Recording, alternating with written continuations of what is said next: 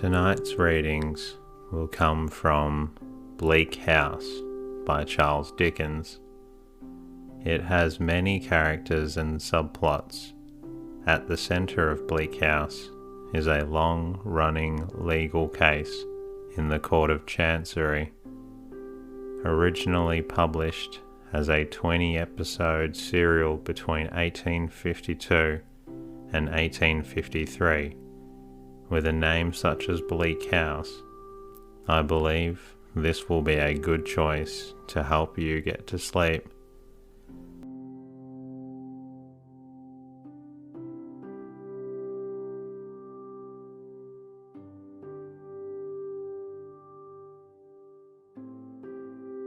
Bleak House by Charles Dickens. Chapter 1. In Chancery. London, Michaelmas term lately over, and the Lord Chancellor sitting in Lincoln's Inn Hall. Implacable November weather. As much mud in the streets as if the waters had but newly retired from the face of the earth, and it would not be wonderful to meet a megalosaurus 40 feet long or so, waddling like a elephantine lizard up Holborn Hill, smoke lowering down from chimney pots, making a soft black drizzle, with flakes of soot in it as big as full-grown snowflakes, gone into mourning, one might imagine, for the death of the sun.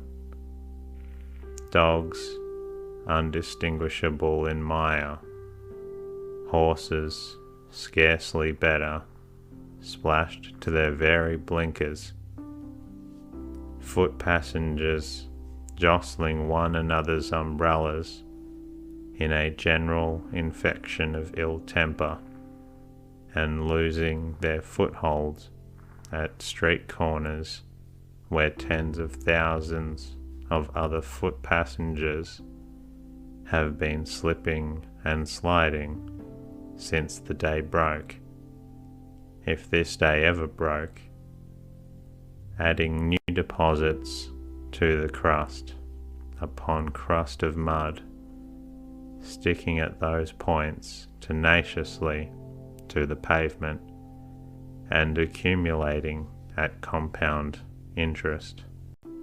Fog everywhere, fog up the river, where it flows among green aits and meadows, fog down the river, where it rolls defiled among the tiers of shipping and the waterside pollutions of a great and dirty city.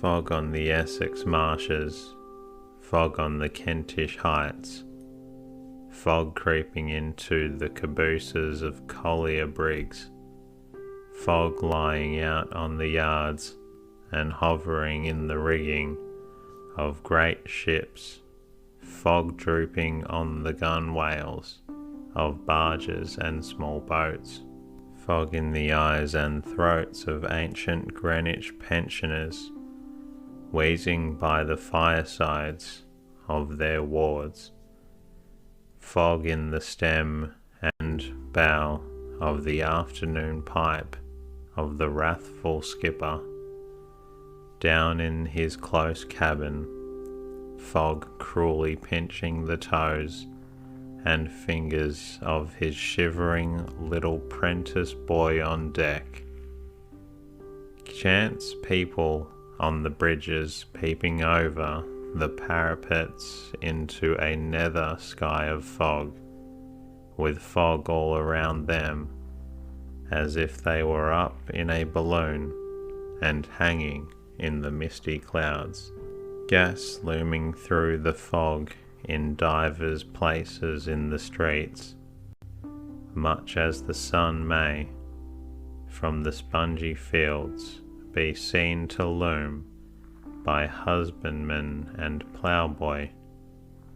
Most of the shops lighted 2 hours before their time, as the gas seems to know, for it has a haggard and unwilling look.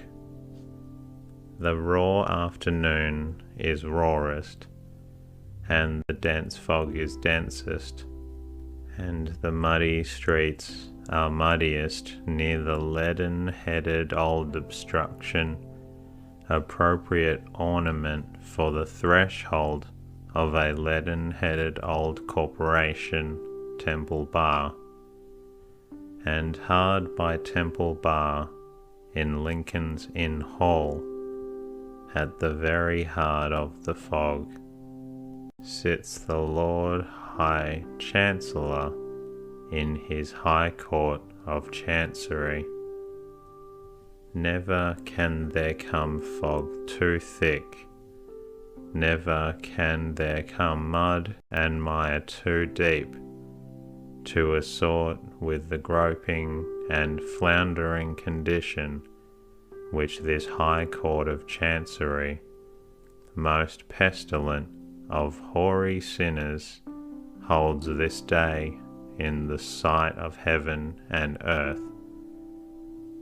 On such an afternoon, if the Lord High Chancellor ought to be sitting here, as here he is, with a foggy glory round his head, softly fenced in with crimson cloth and curtains, addressed by a large advocate with great whiskers, a little voice, and interminable brief, and outwardly directing his contemplation to the lantern in the roof, where he can see nothing but fog.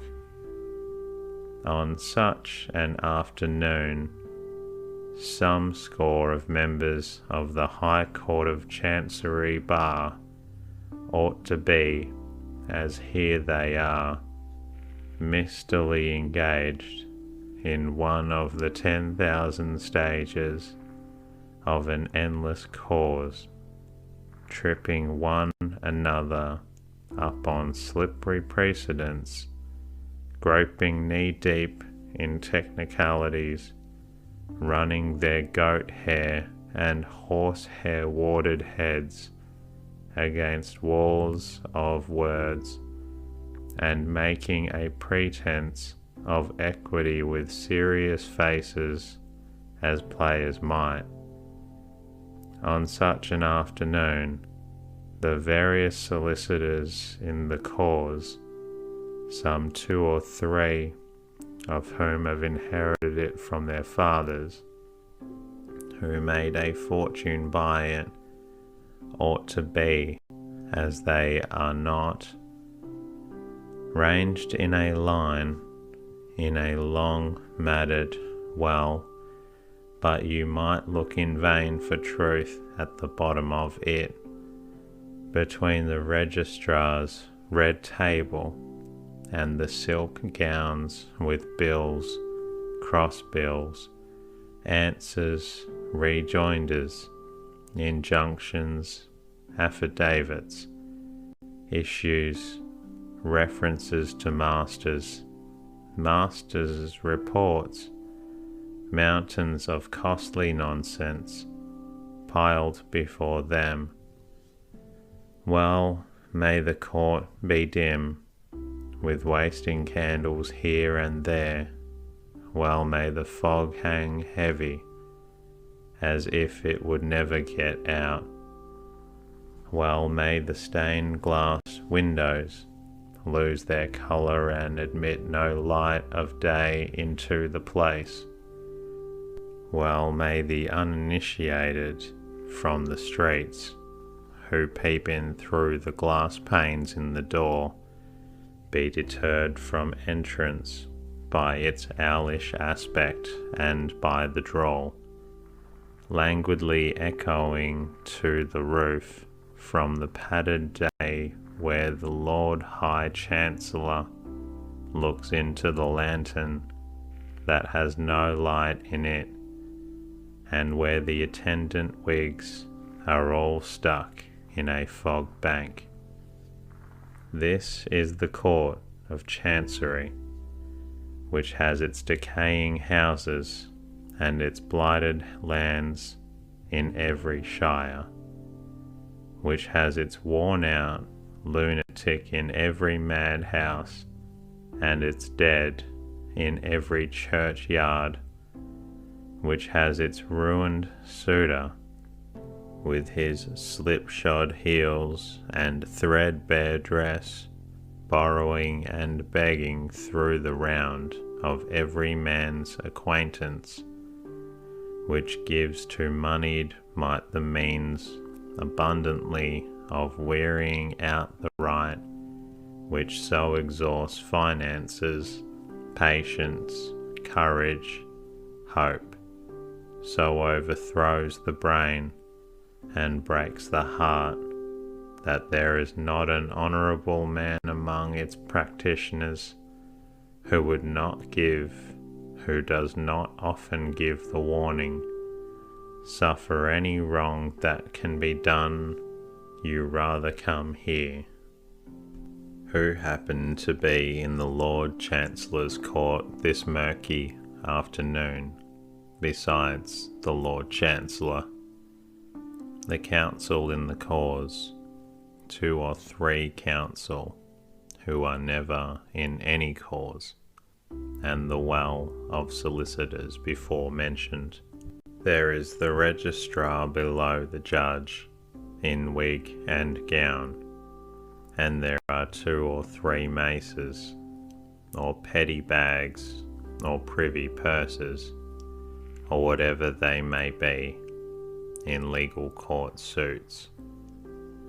These are all yawning, for no crumb of amusement ever falls from Jarndyce and Jarndyce, the cause in hand, which was squeezed dry years upon years ago. The shorthand writers, the reporters of the court, and the reporters of the newspapers invariably decamp with the rest of the regulars when Jarndyce and Jarndyce comes on. Their places are a blank, standing on a seat at the side of the hall, the better to peer into the curtained sanctuary, is a little mad old woman in a squeezed bonnet, who is always on court, from its sitting to its rising, and always expecting some incomprehensible judgment to be given in her favour. Some say she really is, or was, a party to a suit, that no one knows for certain because no one cares. She carries some small litter in a reticule which she calls her documents, principally consisting of paper maches and dry lavender. A sallow prisoner has come up in custody for the half-dozenth time to make a personal application to purge himself of his contempt, which, being a solitary surviving executor who has fallen into a state of conglomeration about accounts of which it is not pretended that he had ever any knowledge, he is not at all likely ever to do. In the meantime, his prospects in life are ended. Another ruined suitor, who periodically appears from the Shropshire and breaks out into efforts to address the Chancellor at the close of the day's business, and who can by no means be made to understand that the Chancellor is legally ignorant of his existence after making it desolate for a quarter of a century, plants himself in a good place, and keeps an eye on the judge, ready to call out, "My lord," in a voice of sonorous complaint, on the instant of his rising. A few lawyers' clerks and others who know this suitor by sight linger on the chance of his furnishing some fun and enlivening the dismal weather a little. 𝐥𝐢𝐤𝐤 and 𝐥𝐢𝐤𝐤 drones on.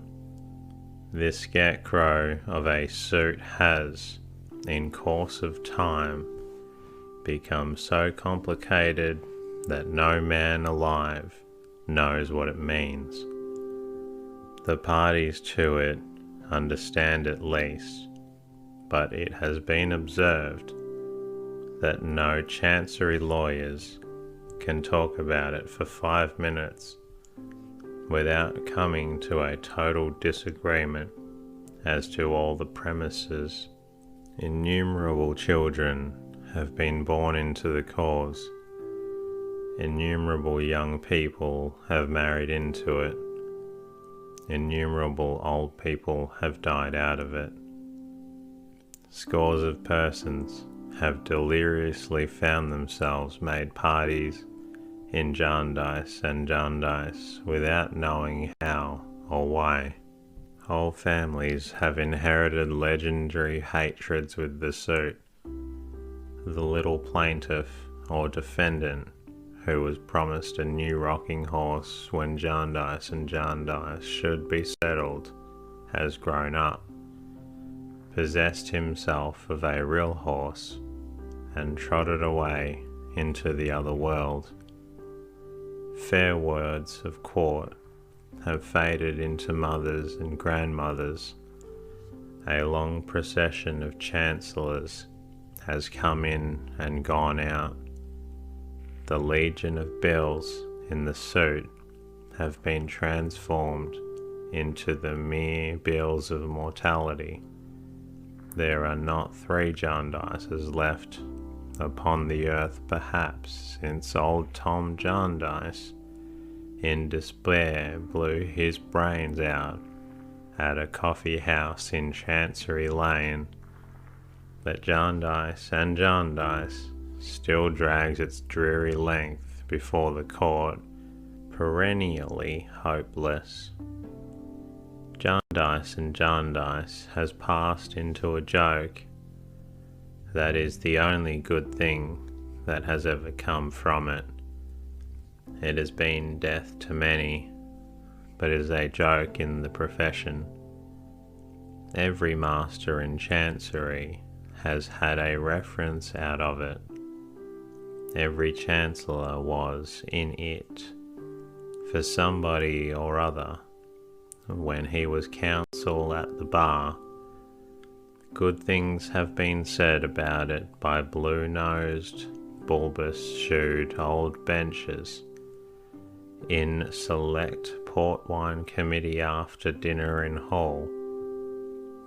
Articled clerks have been in the habit of fleshing their legal wit upon it. The last Lord Chancellor handled it neatly when, correcting Mr. Blowers, the eminent silk gown, who said that such a thing might happen when the sky rained potatoes, he observed, or when we get through 𝐥𝐢𝐤𝐤 and 𝐥𝐢𝐤𝐤. Mr. Blowers, a pleasantry that particularly tickled the maces and purses and bags. How many people out of the suit 𝐥𝐢𝐤𝐤 and 𝐥𝐢𝐤𝐤 has stretched forth its unwholesome hand to spoil and corrupt would be a very wide question. From the master upon whose impaling files reams of dusty warrants in 𝐥𝐢𝐤𝐤 and 𝐥𝐢𝐤𝐤 have grimly writhed into many shapes, down to the copying clerk in the 6th clerk's office, who had copied his tens of thousands of chancery folio pages under that eternal heading. No man's nature has been made better by it. In trickery, evasion, procrastination, spoliation, botheration, under false pretenses of all sorts, there are influences that can never come to good. The very solicitors' boys who have kept the wretched suitors at bay by protesting time out of mind that Mr. Chisel, Mizzle, or otherwise was particularly engaged and had appointments until dinner, may have got an extra moral twist and shuffle into themselves out of Jarndyce and Jarndyce. The receiver in the cause has acquired a goodly sum of money by it, but has acquired too a distrust of his own mother and a contempt for his own kind. Chisel, Mizzle, and otherwise have lapsed into a habit of vaguely promising themselves that they will look into that outstanding little matter and see what can be done for Drizzle, who is not well used when Jarndyce and Jarndyce shall be got out of the office. Shirking and sharking in all their many varieties have been sown broadcast by the ill-fated cause, and even those who have contemplated its history from the outermost circle of such evil has been insensibly tempted into a loose way of letting bad things alone to take their own bad course, and a loose belief that if the world go wrong, it was in some offhand manner never meant to go right. Thus in the midst of the mud and the heart of the fog sits the Lord High Chancellor in his High Court of Chancery. Mr. Tangle, says the Lord High Chancellor, latterly something restless under the eloquence of the learned gentleman. Mud, says Mr. Tangle. Mr. Tangle knows more of Jarndyce and Jarndyce than anybody. He is famous for it. Supposed never to have read anything else, he left school. Have you nearly concluded your argument? Blood, no variety of points. Feel it my duty, submit Ludship, is the reply that slides out of Mr. Tangle. Several members of the bar are still to be heard, I believe, says the Chancellor with a slight smile. 18 of Mr. Tangle's learned friends, each armed with a little summary of 1800 sheets, bob up like 18 hammers in a pianoforte, make 18 bows, and drop into their 18 places of obscurity. We will proceed with the hearing on Wednesday fortnight, says the Chancellor, for the question at issue is only a question of costs, a mere bud on the forest tree of the parent suit, and really will come to a settlement one of these days. And that concludes the readings from tonight's episode. If you're not feeling drowsy yet, please feel free to listen to another episode. Until next time, good night and rest easy.